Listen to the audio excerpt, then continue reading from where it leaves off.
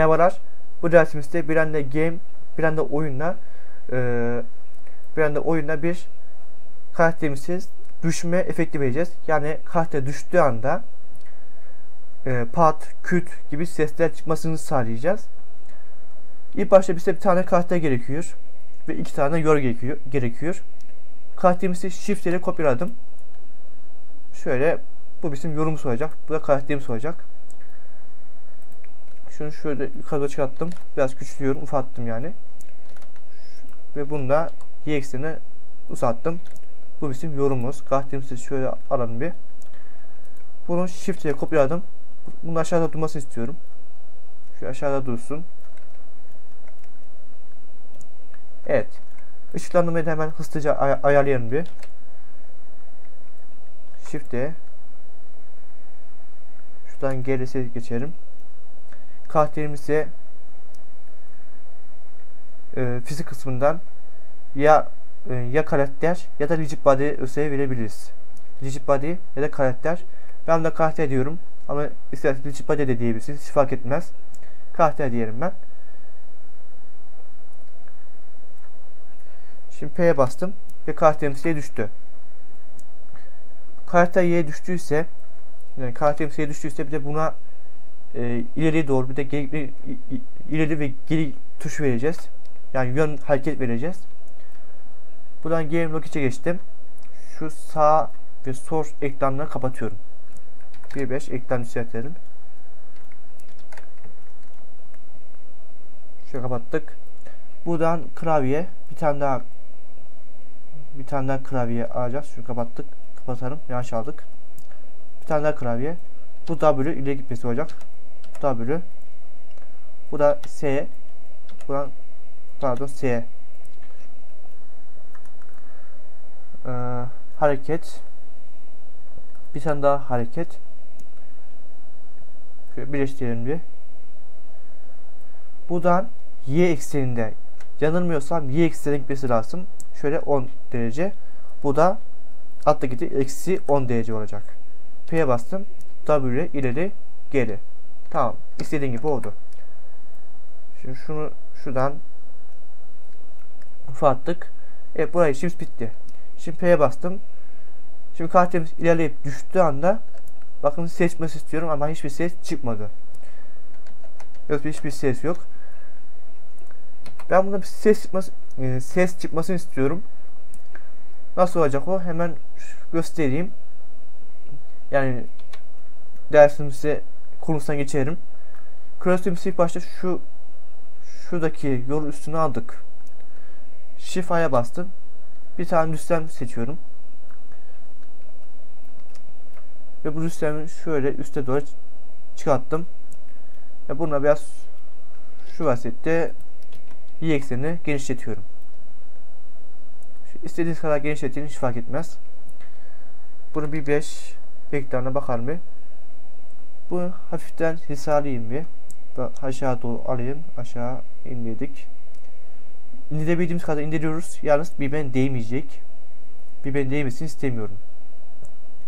Daha doğrusu değmesin daha iyi olur.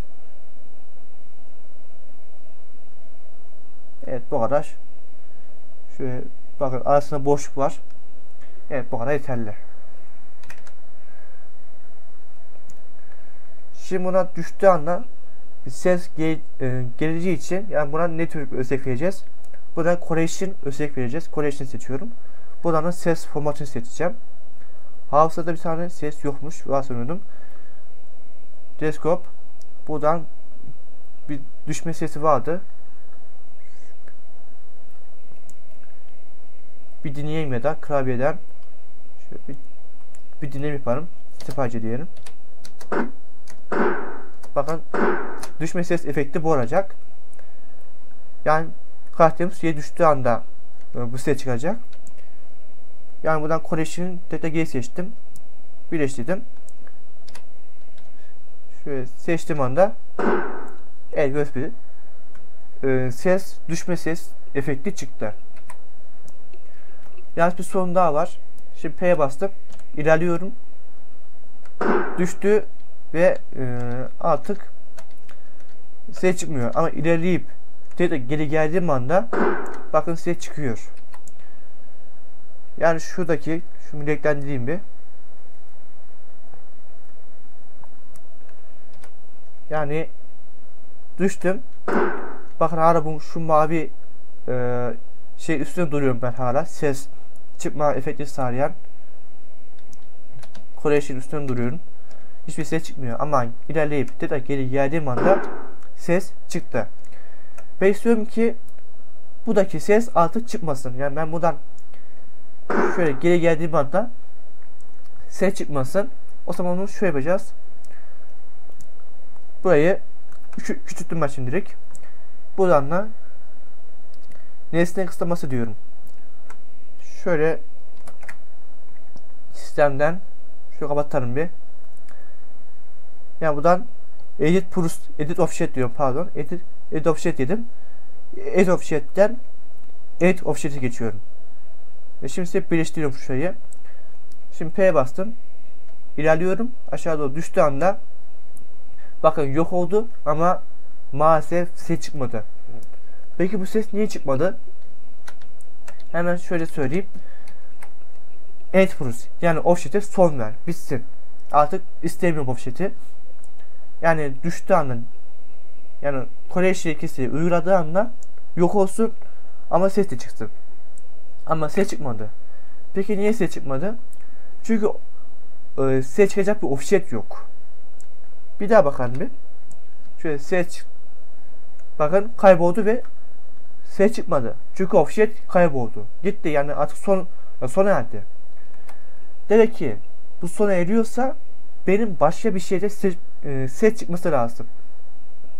Ben bunu kullanamam. O zaman niye kullanabilirim? Buradan ne görüyorsak. Burada mesela lamba, kamera, karakter, şu iki tane yor. Buna kullanabiliriz. Çünkü bu da olduğu yerde duracak. Madem bunlar olduğu yerde duracak, hiçbir yere kaybolmayacak. O zaman ben mesela bu yoru kullanabilirim. Evet, bunu kullanabilirim ben.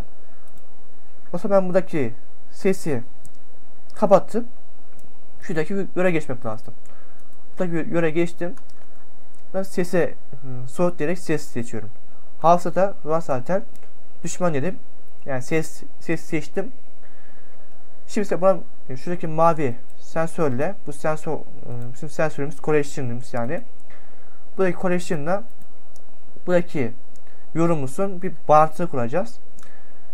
Buradan Shift tuşa basarak ikisini seçtim. Hemen şuradaki bölümü birleştirdim. P'ye bastım. Karakter düştüğü anda bakın yine hiçbir ses yok. Peki niye ses yok? Çünkü Correction kaybolduğu için ses, yani iletme var, iletti ama ses yine çıkmadı. Niye? Çünkü bu da bir ayarda yapacağız. Play stop yerine play end diyeceğiz. P'ye basıp seçtiğimiz anda düştük ve gördüğünüz bir ses çıktı. İlerliyorum, geri giriyorum, hiçbir şeyde ses yok. Çünkü ortalıkta artık bir offset yok, bir Correction ikisi yok. Bu sayede sesimiz artık çıkmıyor. Bakın düştüm, kayboldu. Şöyle bak, işte Correction ikisinden kaybolacak. Kaybolduğu anda yine ses çıktı. Yani Correction ikisi hem sesi çıkmasına hem de offset'in kaybolmasını sağladı. Ama sesi şuradaki yol çıkartmış oldu. Neyse, bu dersimiz de bu kadar. Beğenip paylaşmayı unutmayın. Abone olursanız da sevinirim. Hepinize hoşça kalın. Görüşürüz.